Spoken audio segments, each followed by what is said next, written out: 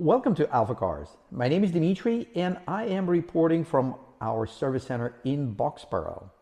Today we're following up on the heater box job we're doing on the 1972 Mercedes 280 SE, also known as a 108 chassis.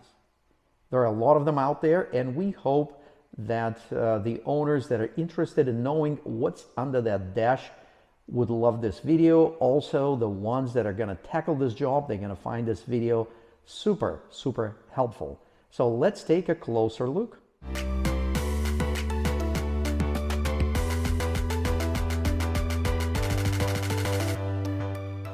This is the vehicle that we have in our AlphaCars inventory, and we made a lot of improvements and we're very lucky to have it. It's in amazing condition. But we did notice that there was an intermittent operation of the blower motor.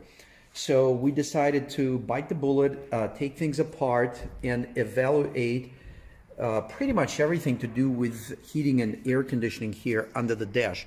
And yes, it is a big job. And if you are a car enthusiast, you have one of these cars, and if you think of going in, it is doable, but it's definitely something that you have to be prepared for a lot of patience, and definitely having the right tools.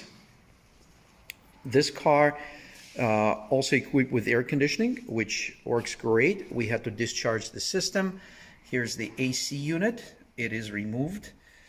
And then here's the heater box that we removed from under the dash, and you can see that someone was here already doing something in the past.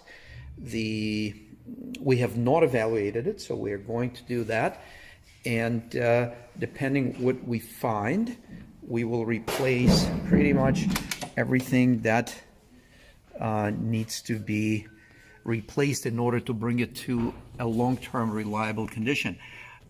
Since I have this opportunity to show you what's going on here, please take a look. You can see the under dash components. You can see things that you have to remove in order to get to the blower motor. As you can see, all this has to come apart. There are a couple of small tricks, not a big deal, but it's good to know. We will share this with you. Is the heater control panel. Actually, before we talk about that, you can see the lower dash and air distribution panel for the air conditioning is right here. Those are pretty straightforward bolt-on parts. Another part of the AC is right there, the sensor. The way this unit sits in there, it's pretty much like this. And this part here is facing the inside part of the dashboard. So your heater controls are connected here. And obviously you can take pictures or you can tag things, and definitely disconnect all the cables from the heater control panel. You can kind of do it all together and pull it back and then pull it out, but it is definitely on an older vehicle. We used to do them when they were newer many years ago, and you could certainly do that, but as things getting older and brittle, we're taking time and disconnecting everything. So the heater control panel, we removed it, and you can see it's right here, it's taken apart. And then you have easier access to move this box around. And you definitely need to have as much access as you can because it's very tight. And another little trick is the beam of the metal behind the dash structure sits right here. So what you want to do, and there is the harness, and the harness has plastic clips that are facing the box. You'd have to remove those clips because that's another ½ inch that you're going to need to pull this box out. So definitely the trick, to summarize, the trick is to gain every ½ inch that you can around the perimeter of the box, disconnect everything that you can possibly disconnect, and then what you would be doing, you'd be taking this box, pulling it out, and then leaning it this way leaning it towards the floor of the passenger and then pulling it down. And again, I wish it was as straightforward as I just showed you, but this is the general direction. And then there will be two pipes, heater box pipes that would be coming out from the engine firewall. You need to watch those and make sure those made it through the firewall. And here they are. It's this one and this one. So you want to make sure they're out, and the firewall that's facing the cabin, they cleared them. And once they cleared, you will see you'll be very, very close. The heater box will be very, very close to this beam. And that's why you need this harness freed up, pulled up, and pulled it up this way, because it normally sits on the inside and takes another inch of the space that you're going to need. So make sure you do all that. And if you do all that, you will get the box out, because without doing damage to the box. Here is the old heater box, and for those of you that are interested in knowing a little bit more, the heater box actually has a heat exchanger. It's a little radiator that receives a hot coolant from the engine, and then the blower motor blows fresh air through that heater core, and then it ends up through here in the ducts that lead to different comfort points under the windshield and in the middle of the dash and down in the footwell. So that is it in simple terms.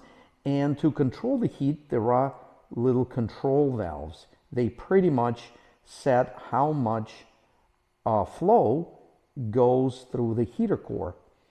And because this is the dual control system where the right side and left side can maintain different temperatures, there are two valves.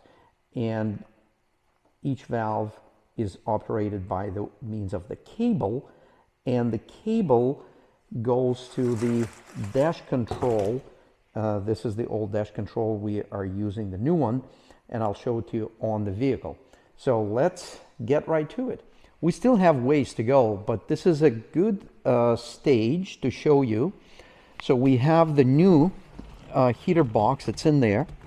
You can see those little valves. You see the cables, and technician is in the process of just finalizing it. This vehicle has air conditioning, so the evaporator is going to go in here. There's a lot of stuff still going to go in here, but this is how it looks. And we showed you the trick how to get the box in and out, because on this 108 chassis it could be rather challenging. Something else we're going to do on this vehicle, just because we're detail oriented, is, as you can see on the instrument cluster, there's this little center piece, and they often fall out, and it certainly did over here. It came off of this, and you can actually see it right there on the bottom. It is situated there. So we're actually going to take this instrument cluster completely apart. We're going to get behind that glass from behind the cluster and secure that little piece. It's probably going to take technician a couple of hours. I'm sure he's going to run into some other things. We're going to check some solder joints and probably just overhaul the cluster. And it might take him longer, but whatever it takes, we're going to get it done right. So that's kind of like a mid-stage of this job. You can still see here the lower dash. You can see some, here is the evaporator, and here is the blower motor for the air conditioning system. The famous Becker sound comes from this radio, so that's all there.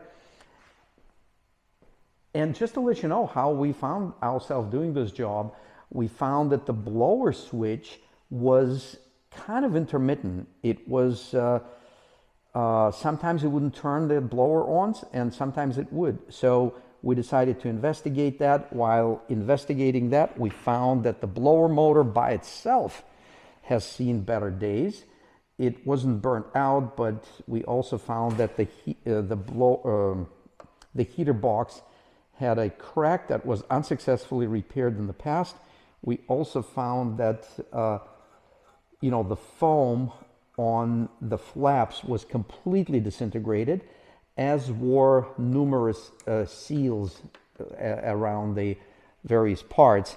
Also, these valves were seeping coolant depending on the temperature. So there were multiple issues, as we learned. So we end up deciding to removing the heater box and figuring out what we're going to do. Once we saw the cracks and everything, we figured out that we need to find another housing and do a complete overhaul. So the new heater box that is in there, it's got all new valves, the new seals on the flaps. It's pretty much completely overhauled, and of course it has a brand new Mercedes-Benz part motor. So we're very happy. We have taken that route. For the next owner, that would be a substantial value added feature, if you will. And as always, thank you for watching. Consider subscribing, sharing, and please let us know which videos you like the best by simply clicking that like button. Always click that like button if you happen to watch the video to the end, which means you liked it. Thanks again. My name is Dimitri, and until next time.